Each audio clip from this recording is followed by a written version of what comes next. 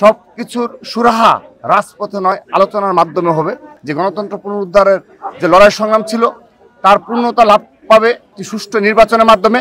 আমরা আলোচনার মাধ্যমে আগামী জাতি বিনির্মাণ করব। আজকে এই দিনে শহীদ রাষ্ট্রপতি জিয়াউর রহমানকে স্মরণ করছি এবং সেই সাথে এই 7ই নভেম্বর ছিল সেই দিন বাকশালের বিরুদ্ধে বহুদলীয় গণতন্ত্রের যে আকাঙ্ক্ষা ছিল সেই আকাঙ্ক্ষা পূর্ণতা পেয়েছিল শহীদ রাষ্ট্রপতি জিয়াউর রহমানের হাত ধরে। সিপাহী জনতার বিপ্লবের ফলে সেদিন বাকশাল মুক্ত হয়েছিল বাংলাদেশ এবং তারই ধারাবাহিকতায় বহুদলীয় গণতন্ত্র প্রবর্তন করা সম্ভব হয়েছিল এবং সেটি করেছিলেন শহীদ রাষ্ট্রপতি জিয়াউর রহমান।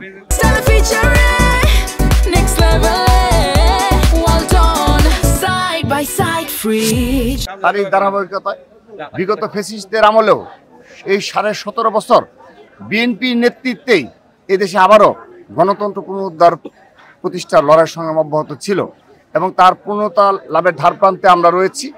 এবং সে কারণে আজকের দিনটি সত্যিকার অর্থেই জাতির জন্য খুবই গুরুত্বপূর্ণ।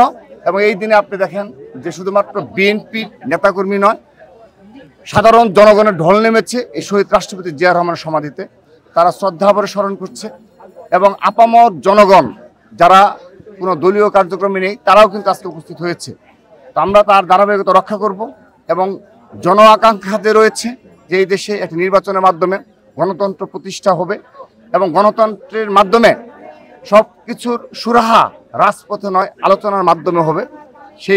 সেই দিকে এই জাতি ধাবিত হচ্ছে এবং সেটি জুলাই আগস্টের গণ অভ্যুত্থানের স্পিরিট।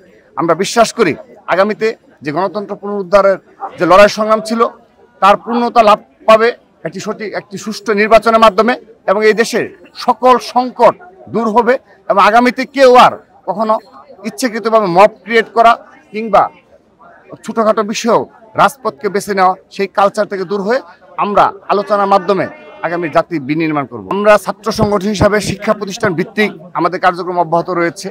আমরা হয়তো বা জাতীয় সংসদ নির্বাচন দ্বার প্রান্তে, তারপরও আমরা কিন্তু শিক্ষা প্রতিষ্ঠানগুলোতেই আমাদের কার্যক্রম অব্যাহত রেখেছি। আমাদের সাংগঠনিক কাঠামো দান করা থেকে শুরু করে বেশ কিছু কর্মসূচি চলমান রয়েছে সারা দেশব্যাপী। তারপর যেহেতু জাতীয় নির্বাচন, সেখানে তরুণ প্রজন্মের প্রতিনিধি হিসাবে এবং দীর্ঘদিন যাবৎ যারা ভোট দিতে পারেনি, জীবনের প্রথম ভোট তারা সমর্থন করতে পারবে, তারা খুবই উচ্ছ্বসিত। সেহেতু ছাত্রদল এখানে অবশ্যই সম্মুখ সারিতে ভূমিকা পালন করবে। আমরা সে ধরনের প্রস্তুতি নিচ্ছি।